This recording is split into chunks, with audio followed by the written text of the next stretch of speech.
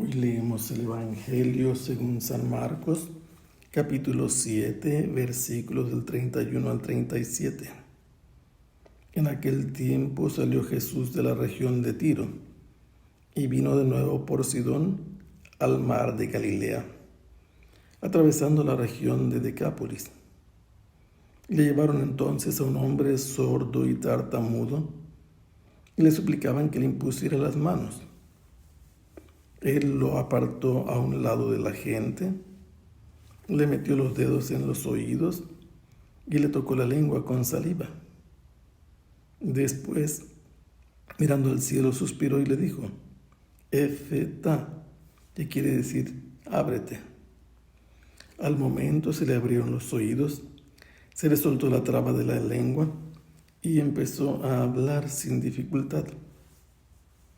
Él les mandó que no lo dijeran a nadie, pero cuanto más se lo mandaba, ellos con más insistencia lo proclamaban. Todos estaban asombrados y decían: ¡qué bien lo hace todo! Hace oír a los sordos y hablar a los mudos. El evangelista San Marcos nos ha presentado a Jesús atendiendo a los fariseos, respondiéndoles qué es lo que hace impuro y lo que no hace impuro al hombre. Y a la gente le ha demostrado que lo impuro es lo que sale del interior del corazón del hombre. Una vez que atendió a este asunto, San Marcos nos dice que Jesús, de allí, de la zona del lago de Galilea, hizo un viaje en diagonal hacia la izquierda, digamos que del sureste al noroeste, va a la margen derecha del mar Mediterráneo y prácticamente está fuera de la tierra de Israel, porque fue a la región de Tiro. Tiro es al norte, fuera de Israel, y estando en una casa, él no quería ser notado, pero una mujer estuvo informada de que Jesús estaba presente en la región, y después de insistirle y la intervención también de los discípulos, obtuvo que su hija, que era libre de un demonio que la poseía y la atormentaba. Después, San Marcos dice que Jesús, de esa región de Tiro, volvió de nuevo por Sidón, bajó por la margen derecha del mar Mediterráneo y luego se dirigió de esa parte noroeste a la parte sureste, que es el mar de Galilea. Enseguida, allí, ya estando junto al mar, probablemente Jesús viajó en una barca y también trazó una diagonal del noroeste hacia el sureste en el lago de Galilea. Hizo un viaje que lo llevó a otra región pagana, Decápolis. Decápolis es muy sencillo de entender. Decapolis, 10 ciudades, también territorio pagano. Cuando se encontraba en esa comarca, la gente que ya conocía su fama y sus poderes le acercó a un hombre. Este hombre era incapaz de comunicarse de modo normal. Sus sentidos del oído y del habla estaban atrofiados. Era incapaz de expresar con sonidos articulados, con palabras cargadas de conceptos precisos, lo que en su mente pasaba, las necesidades que estaba padeciendo, y no podía así decir lo que le pasaba o lo que quería expresar. No podía externar con sonidos exactos lo que en su mente o en su corazón había. Este hombre era sordo y era tartamudo.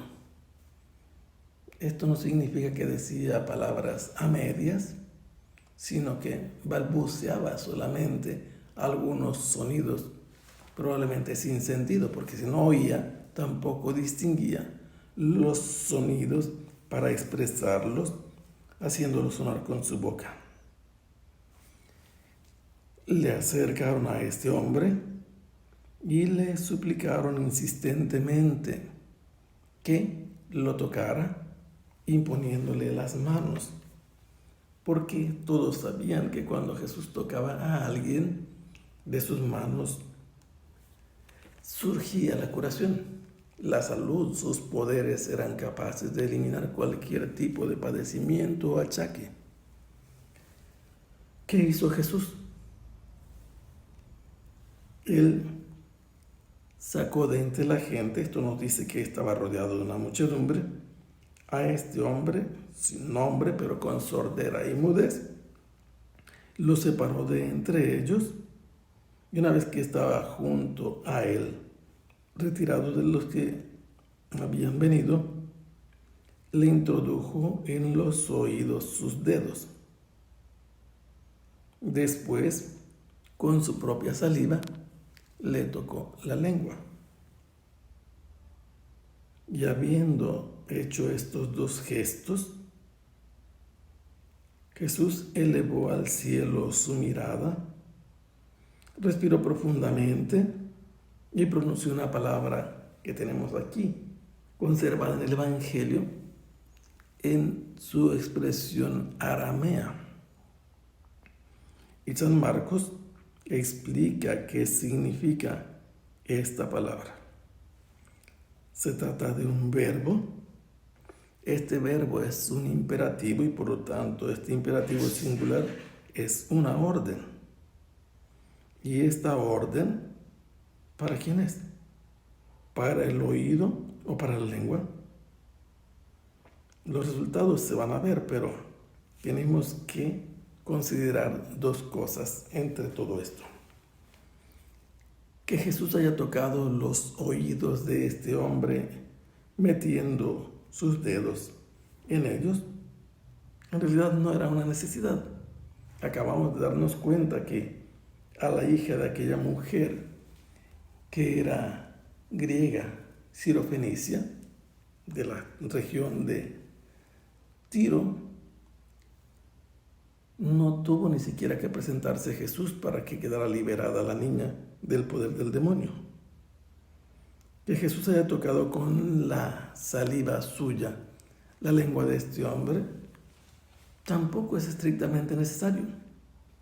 Para la gente de esa época la saliva tenía un poder curativo, incluso porque veían cómo los animales trataban de curar a sus criaturas y se curaban ellos mismos en caso de estar heridos.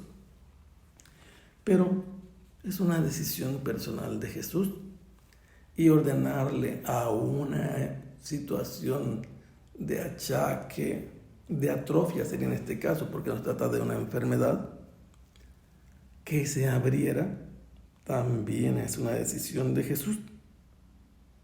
Y en ese momento, después de estos dos gestos y haber escuchado esta orden, pero ¿quién escuchó? No sabemos si la enfermedad o si había sido provocada por un demonio al que le dice que deje abiertos los sentidos de este hombre. Inmediatamente los oídos se le abrieron, de la lengua se le soltó lo que le impedía hablar e inmediatamente empezó a hablar sin dificultad. Esta última observación nos hace saber que esta persona antes había sido capaz de hablar, de externar sus pensamientos, de hacer resonar en sonidos claros y distintos, en conceptos articulados, sus pensamientos. Por eso, volviendo a tener estos sentidos, habla. Pero Jesús le ordena a la gente que no lo digan a nadie, y mientras más les ordenaba que guardaran silencio, más lo proclamaban. y asombrados decían: qué bien lo hace todo. Esto suena como el momento de la creación. Hace oír a los sordos y hablar a los mudos. Así se cumple que cuando viniera el Señor, la lengua del mudo cantaría y los oídos del sordo se abrirían.